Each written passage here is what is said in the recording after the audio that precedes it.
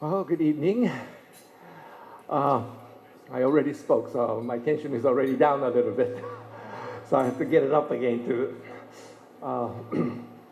I thought I would say a few words about what I've been thinking all along, and I already mentioned that a little bit, in that economists and investment professionals have a huge role to play in a society. If we get it wrong, especially when economists get it wrong, millions of people suffer.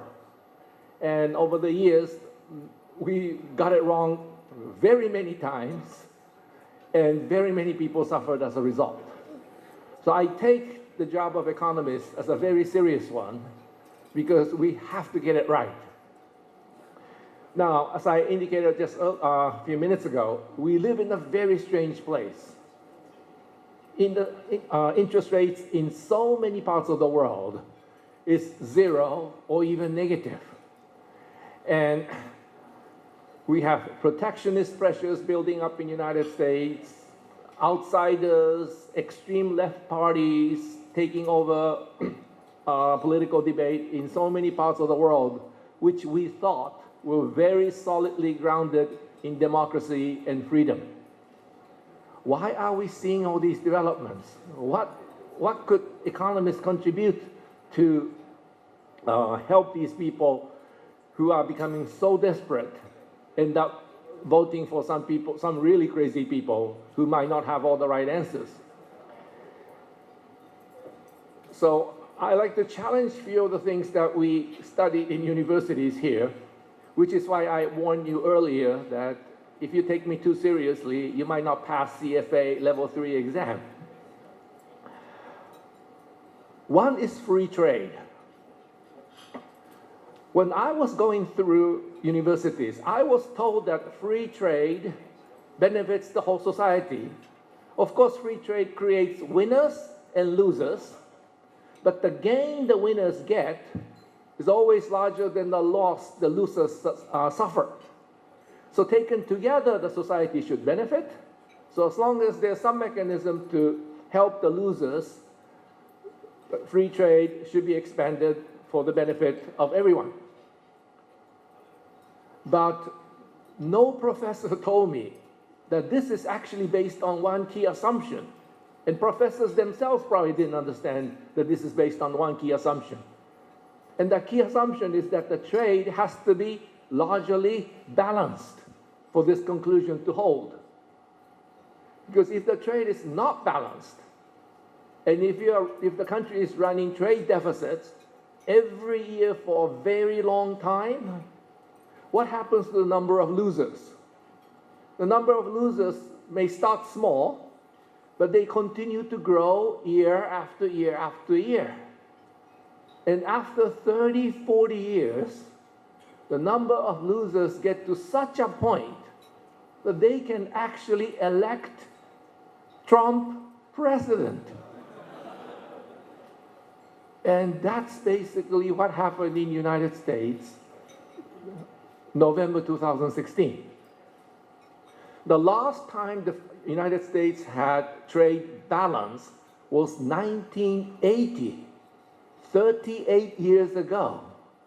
And ever since then, a huge trade deficit was there, and it kept on growing, and the number of losers grew slowly, of course, but eventually got to such a point that they are now the majority of American population.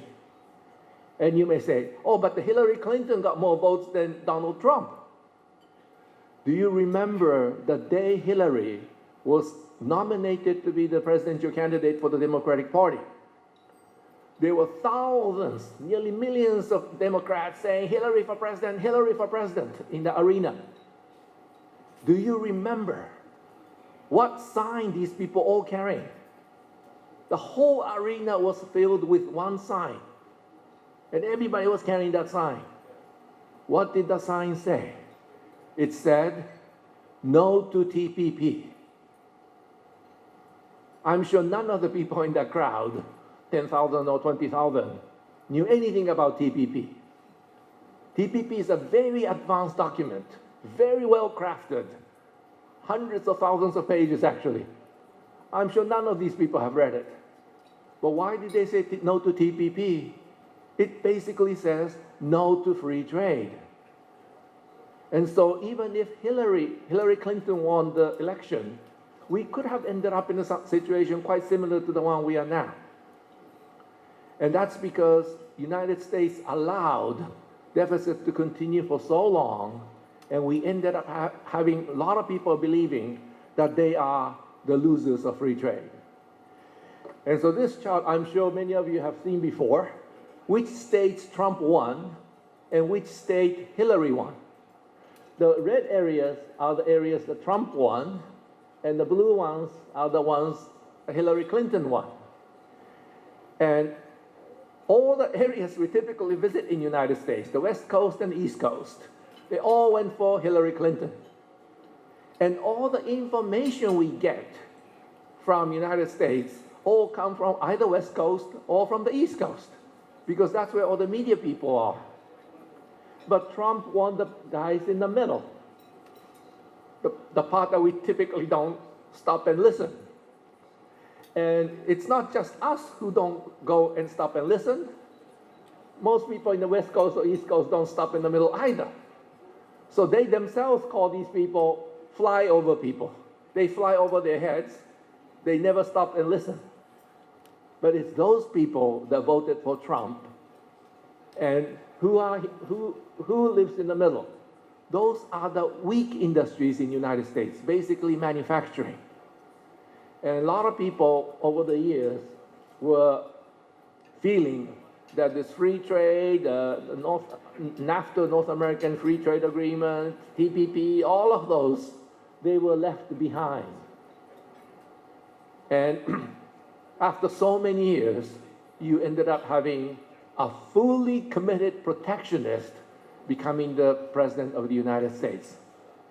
I think this means we entered a new era, because especially for those of us in the East Asia, so Taiwan, Japan, China, Korea, we benefited greatly from the American generosity of taking exports from East Asia without forcing American exports into this region. I mean, US tried, but they really didn't try all that hard. So Taiwan was able to run large trade surplus with the United States for a long time, Korea also, China, Japan. And it's these people in the middle who suffer as a result. I mean, they benefited as consumers, but they lost their jobs, the income stopped growing, many of them had to find service jobs with much lower pay. Now, that's the majority in the United States today. And so we just look at the current fight between China and the United States. It's not just China that Trump is after. Trump is after all of us. Japan, Taiwan, Korea, even Europeans, even Canadians, even Mexicans, who took advantage of the United States taking on all these imports without forcing American goods back into those countries. So we were able to keep our society more or less intact because American imports were not allowed to come in as easily, but we were able to export as much as possible, so we gained all these dollars from the Americans. That world, I'm afraid, is over. How do you maintain free trade in a democratic country where the majority of people feel they are the losers of free trade? It's not possible. You need a dictator to keep America from abandoning free trade. But those of us in East Asia, who benefited most from the system that existed until November 2016, I think should take a much stronger role to make sure that the United States do not remove itself from the free trade, which helped us, all of us in this part of the world, so massively since 1945. So that's one point that I wanted to make, and that is that if we just listen to the media reports from the East Coast and the West Coast, East Coast and West Coast have the strong industries in the United States. Hollywood, Silicon Valley, Wall Street, defense industries, they're all on the West Coast and the East Coast. And that they naturally think free trade is good. And so all the reports we get from CNN, CNBC, Bloomberg, free trade is good. Trump is crazy. But it's those people in the middle that is now making decisions. And I think we have to take it very seriously. If at all possible, I think we should put our political differences aside for the moment. And China, Japan, South Korea, and Taiwan should come together and deal with this issue with the United States collectively. Because if the United States really drops out of free trade, all of us will suffer, and suffer very, very badly. We'll have to depend on Chinese market, which we really don't want to do. And so, free trade is good. I really am for free trade, but we have to make sure that the losers of free trade should never be allowed to grow too far. And we actually allowed that to happen in the United States all these years. And now we have to take responsibility in fixing this problem. And so just because the US and China are having a fight, and we in Japan or Taiwan says, aha, that's the Chinese problem. No, it's not a Chinese problem, it's our problem. So we have to think it very seriously in those terms. And this is already affecting exchange rates. Before November 2016, a lot of people in Japan, I'm sure in Taiwan as well, probably thought that the dollar will continue to appreciate because US is tightening monetary policy, removing quantitative easing, whereas Japan, Taiwan, all these countries had their interest rates kept very low. So by interest rate differential, dollar should be appreciating. And in those days in Tokyo, you hear 130 yen to the dollar is entirely possible, 135 yen to the dollar. That's what a lot of the analysts were saying. Where is it today? 113 yen to the dollar, maybe 112 yen to the dollar. That's because when the US president started talking about trade, that we are running a deficit and we have to fix this deficit, then foreign exchange market goes through a transformation. Prior to that, when US presidents are not talking about trade imbalances, people look at the interest rate differentials, where the central banks are going, and then you make a decision based on that. But once trade hits the front page of newspapers, day in, day out, then a lot of investors begin to think differently. We have to look at the trade. And if you look at the trade, of course, US is running a massive deficit, almost $800 billion a year.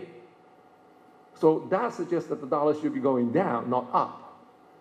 And for those of you who are old enough, you look pretty young. I'm actually pretty old. If you go back to the world before the last 20 years, so from 1985 to 1995, for example, US interest rates are always higher than Japanese interest rates. But what happened to the exchange rates? 1985, yen dollar, Japanese yen to the dollar was 240. 10 years later, 1995, yen dollar rate was 80, 1/3.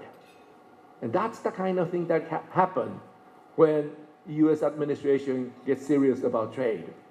And so those who remember that are no longer taking long dollar positions because, especially with this president, he could tweet tomorrow or tweet in the next 2 minutes saying, oh, the dollar is too strong. I just told my Treasury Secretary to push it down. One tweet like that, the exchange will probably move 5 to 10% in 20 minutes. And you don't want to be called long dollars at that point. And it's that kind of thinking that's going around among investors, which I think is keeping the yen from falling instead as they originally predicted 2 years ago. So these things are already happening in the market. And strangely enough, because of the Trump talking down the dollar, Federal Reserve is able to normalize monetary policy. Before, the Federal Reserve was so afraid that if they try to normalize monetary policy, the dollar will get stronger and stronger and the situation will get out of control. But thanks to Trump, the dollar is not going strong. I mean, dollar is going strong against the emerging markets for different dynamics. But against the major currencies, against the Japanese yen, it stays low. And that's allowing the Fed to normalize monetary policy. So things work in a very strange ways. Federal Reserve could not raise interest rates until December 2016, even though at the beginning of the year, Stan Fisher said, we're going to raise interest rates 4 times this year. And of course, the market collapsed as a result. When Stan Fisher said that, the dollar kept on appreciating, and then they had to stop.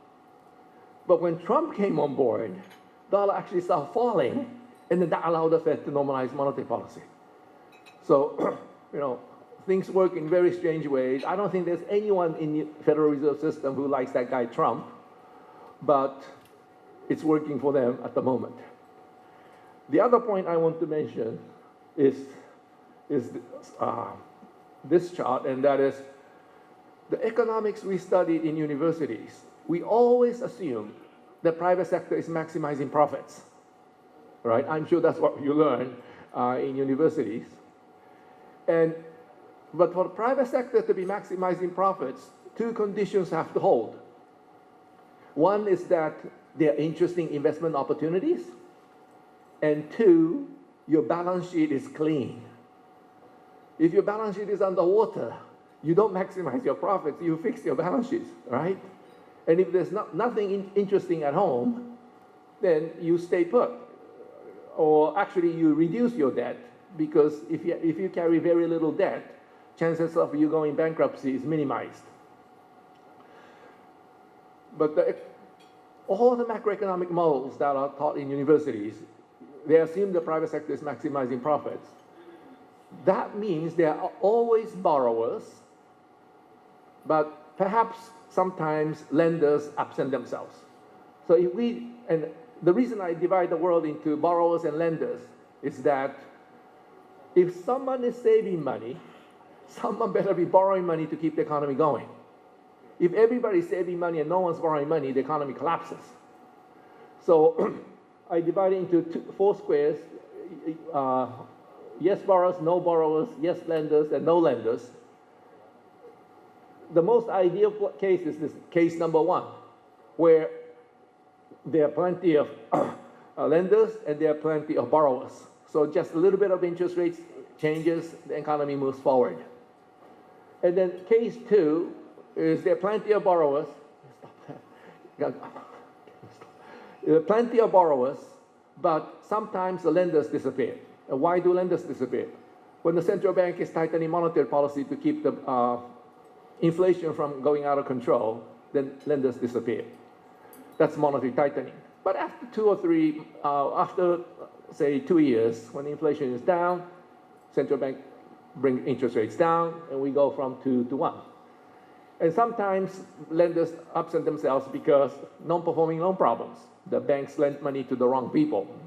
But then you fix the banks with capital injection and so forth, then you can go back from 2 to 1. That's the world we studied. But occasionally we end up in the case 3 and 4. 3 and 4 is that there are plenty of lenders, but no borrowers. And that happens when there are balance sheet problems, or return on capital is higher abroad than at home.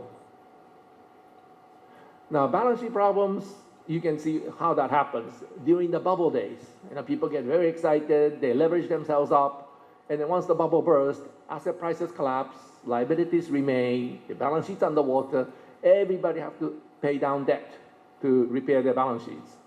So then the borrowers disappear, and since their balance sheet's underwater, lenders cannot lend them money either. So that's the case, you end up in this side. And I hope many of you are already aware of what to do with the balance sheet recession. But the other one, Taiwan never went through that kind of experience. Taiwanese house prices are still pretty high. We don't hear too many bankruptcies because house prices collapsed. But the other reason the return on capital higher abroad than at home. What happens in that situation? If you ask the Taiwanese manufacturer today, oh, your products are selling, are you expanding your factory in Taiwan? And people say, no, I'm expanding my factory in Vietnam. I'm expanding my factory in the Philippines. And you ask the same thing in Japan, and you get the same answer. Oh, I'm not expanding my factory in Saitama Prefecture. I'm expanding the factory we have in Bangladesh or Indonesia. And you ask the Americans, are you expanding your factories at home? They say, oh, we have a factory in Mexico. That's much cheaper.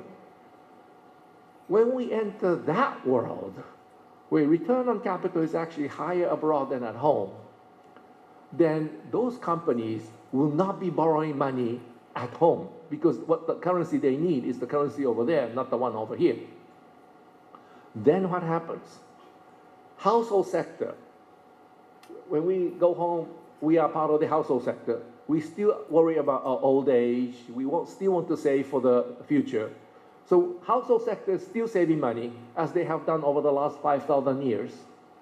But the corporate sector, which used to borrow money, are no longer doing it, because all their investments are now taking place outside the developed world, in emerging markets.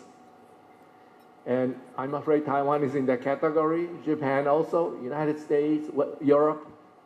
Then what happens? That produces huge pressure for those of us in this industry, right? Because all this money coming to you, from all the saved money coming to you, all the deleveraged funds from those people who have balance sheet problems, they come back to us to be managed. But the traditional borrowers are no longer there.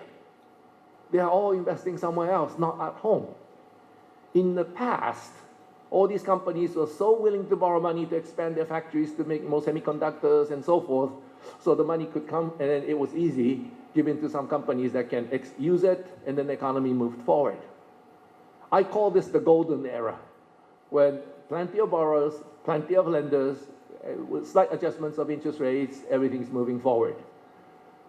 But we don't live in that world anymore, at least in the developed world. Developing world, this is still happening. But in the developed world, it's not happening anymore. Then the danger comes in that if the companies are no longer borrowing money for productive investments, where can we place our money? One area, of course, is to invest in emerging markets. That's obviously a choice. But too often, you are under mandate not to take too much foreign exchange risk, not to take too much country risk. You have to have your assets in new Taiwan dollars. Then what do? You end up investing in existing assets. And that's how you get bubbles in this type of situation. Jay Powell said not too long ago that if we look at the last two recessions in the United States, they are not caused by Federal Reserve tightening monetary policy to keep inflation rates down. They were both caused by financial imbalances. That's the bubble. And how do you get bubbles? Well, because companies that used to borrow for productive assets are no longer borrowing, but the household sector still saving money. And to make the matter worse, central banks, who still operate in what I call the golden era mode, are pumping money into the system, thinking that if you put enough money in the system, we're going to have 2% inflation rate and everything will be fine. But if no one's borrowing money, you pump money into the system, it makes our jobs in the financial industries that much more difficult. Interest rates come down to these ridiculously low levels, but the investors who entrusted funds to us said, how come you only get about 1% return? We want 5%, 7%, 20% return. But there's nothing that produced that kind of return domestically at this stage of economic development. And so I think once we reach what I call the pursued economy, pursued in the sense that return on capital is higher abroad than at home, so you are being chased by someone else from behind. Those of us in the investment industries are put under tremendous pressure. And Of course, we still have to dance when the music is on. So we cannot ignore monetary policy. We still have to pay attention to what Jay Powell said, or what Mr. Kuroda said, or what Mr. Draghi said, and then adjust our positions accordingly. But once we are in a situation like here, where there are no borrowers, I'm afraid monetary policy is largely ineffective. And this set of charts, sorry, I don't know whether everyone can see it. In the pink area, there are a whole bunch of numbers. This number shows, as a group, private sector as a group, household sector, corporate sector, and financial sector taken together.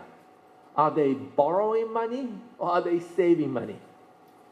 And if you look at the left chart in the middle, second from the top, that's the United States, and the number is 5.8%. What does 5.8% mean? It means if you put household sector and corporate sector and financial sector taken together, they are saving 5.8% of GDP at these ridiculously low interest rates. We all thought Americans love to borrow money, like there's no tomorrow. But in fact, they've been saving 5.8% of GDP at near zero interest rates, all these 10 years after Lehman crisis. Then you look at Japan, it's 8.4%, Taiwan, 12%, Eurozone, 4.8%. These are ridiculous numbers. There should be a negative sign in front of them, given how low interest rates are. If interest rates are high and people saving money, there's nothing to worry about. But when interest rates are so low and people saving money like this, we are in trouble. We are in a case 3 or case 4. And once we enter this world, because of low return on capital in case of Taiwan and all advanced countries, and in the case of United States and others that went through the housing bubble, they have a balance sheet problems on top of it. So that's why they are not saving and repairing balance sheets. This chart shows how monetary policy got shut down. This one has 3 lines: monetary base, the red line, money supply, the blue line, and the lending, the green line. And I don't know what they teach in universities these days, but when I was going through, I was taught that these 3 lines are supposed to move together. So when central bank increases monetary base by 10%, money supply, credit increasing by 10%. Ring a bell from somewhere? Well, that world did exist until Lehman shock, until 2008. Then once Lehman shock happened, and then US fell into balance sheet recession, Chairman Bernanke did quantitative easing 1, quantitative easing 2, quantitative easing 3, pushed it all the way to 400 something. But the other 2 numbers decoupled completely. And money supply only grew by 80% credit only increasing by 30% in 10 years. 30% increase in 10 years is nothing. So in spite of all that, and of the 3, I would argue that this green line is the most important. Why is the green line most important?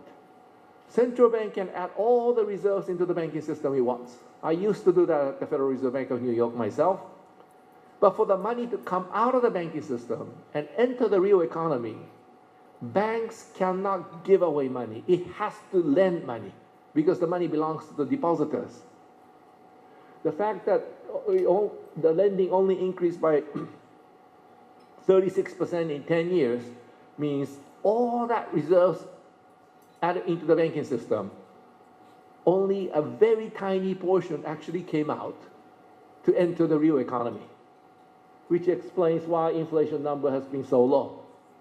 Instead of 300-something% inflation, we only have less than 2. And same thing in Europe. This is a chart for Europe. 3 lines moving beautifully together, so we were in a textbook world. And Mr. Draghi pushed it all the way to 361. But credit number only 4% increase in 10 years. Nothing. Which explains why European inflation numbers are so low. This is UK, same story. The number for the credit is only 5% below where we were. after all that quantitative easing. And it's these people who voted for Brexit, the one who couldn't get the money. And Japan, we went exactly the same way. Mr. Kuroda tried to revive the Japanese economy by massive injection of reserves, but almost nothing happened to the other two lines because, as you saw earlier, Japanese private sector is not borrowing money. They're actually repairing balance sheets, paying down debt, and so forth. That's exactly what happened during the Great Depression also. This is the chart from Great Depression. Until the New York stock market crash, three lines were moving together. So we were in the textbook world. But once the stock market crashed, same thing happened. Federal Reserve trying to put money into the system, but the green lines kept on going down because people all repairing balance sheets by paying down debt, even with very low interest rates. And when you are in this kind of situation, government has to borrow money. There's no other way. If government refuses to borrow, the economy just gets worse and worse and worse. But if government borrows the money, then the economy can be stabilized. Now, how about Taiwan? This is a chart for Taiwan. Now, Taiwan, people are still borrowing money. I don't know what they're using for, but it's still borrowing money. So I won't say Taiwan is in balance sheet recession. But things are beginning to look a little bit dangerous in the sense that monetary base is beginning to decouple from the other two. How about China? This is Chinese chart. Well, China is not in balance sheet recession either. Three lines moving more or less together. And the recent numbers are kind of decoupling, but in the opposite direction. And this is happening because, as you know, China is doing foreign exchange intervention to keep the RMB from falling. So that's why you end up with this result. But China and Taiwan are not in balance sheet recession. But if something does go wrong in our real estate market here or in China, you could end up with something that Japan went through or Americans went through after 2008. So putting this together, I have a concept of economic development. I think we have three stages to economic development. There may be more later, but we so far, I think, have three. This is just labor supply and labor demand curves. So this is the labor supply curve, and these are the labor demand curves. First stage, when most of the workers are still in the countryside, labor supply curve is very flat because they can get all the workers they want at a very low wage. But once you reach what economists call Lewis turning point, I'm sure many of you are familiar with the term. That means all the excess workers in the countryside are fully absorbed into city factories. Then you have very upward sloping labor supply curve, which means wages will be rising every time the economy tries to expand. And in that world, two things happen, and companies have to invest for two reasons. Because wages are rising, they have to increase productivity to make sure that you can pay the rising wages. You also have to do the capacity enhancing investments because wages rising means people have more money to spend, domestic demand will be expanding, so you want to make sure that you can capture the additional domestic demand. When the companies are expanding for productivity reasons and capacity reasons, of course they want to borrow lots of money. So that's what I mean by golden age. During this period, when companies are investing massively, like try to remember Taiwan 20 years ago. Companies are borrowing money like crazy to invest in more capacities because so many people wanted Taiwanese exports. At that time, inflation is a problem because consumption is growing, investment is growing, wages are rising, naturally prices will be rising. So central bank has to play a very big role trying to keep inflation from rising. So during this period,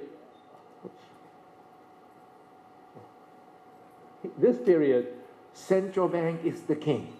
Monetary policy is the king. And I entered the Federal Reserve Bank of New York after getting out of graduate school, believing that monetary policy is important. I'm gonna make contribution to U.S. economy. So that's how I ended up in the Federal Reserve.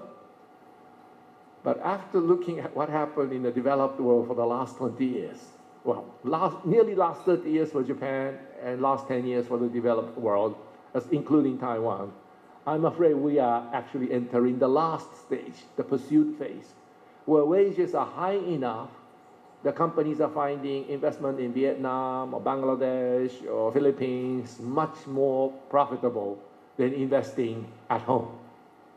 And once you reach that stage where the wages are high enough to move factories abroad, then companies don't want to borrow anymore, don't want to invest anymore, because it's so much more profitable to invest abroad and get the products outside, bringing into the country. Then monetary policy stops working because no one's borrowing money. But fiscal policy becomes more important because there's no more crowding out problems. You remember the crowding out? Well, during the golden era, crowding out is a huge issue. But now, at interest rates of 1.2% at 10 years for Taiwanese government bond, crowding out cannot be a big issue. So I would say that there are actually 3 stages to the effectiveness of monetary and fiscal policies. During the period where most of the workers are still in the countryside, monetary policy is not that important because wages are flat, it's quite depressing, whereas fiscal policy is very important because you need infrastructure so that private sector investments can come in. Then once we enter the golden era, monetary policy becomes very important because it's highly inflationary. Fiscal policy becomes very bad. I mean, the bad is unwelcome because you don't want government to take the precious savings from the private sector and waste it on some white elephants or crazy pet projects of politicians. So we were all taught in our universities that fiscal policy is bad, monetary policy is good. But the economics we learn in universities are all based on golden era. But economists today are no longer in golden era.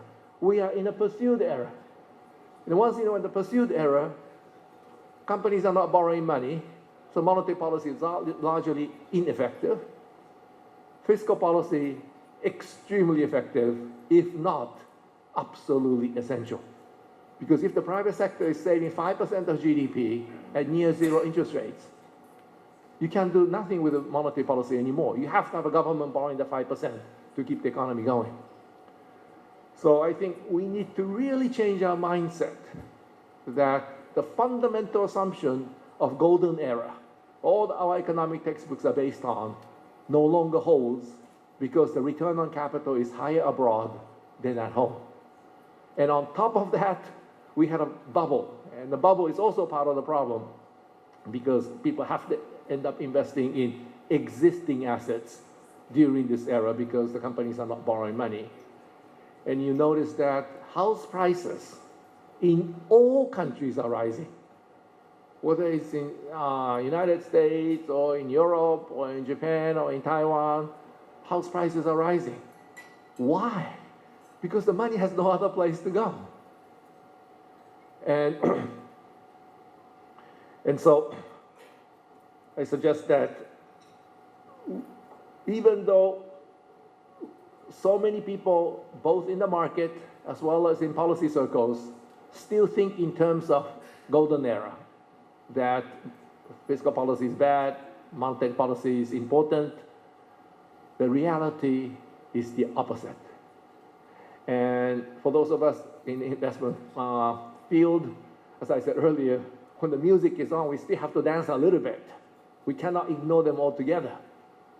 But we have to also realize that what we were taught in universities on economics based on the golden era, I'm afraid, are no longer relevant today. And so we should actually be paying more attention to fiscal policy, less attention to monetary policy. And of course, that's not the reason I did not take the job as the governor of the Central Bank of Taiwan. That was all fake news, by the way. I only had one discussion with the president on that one, and it was half joke.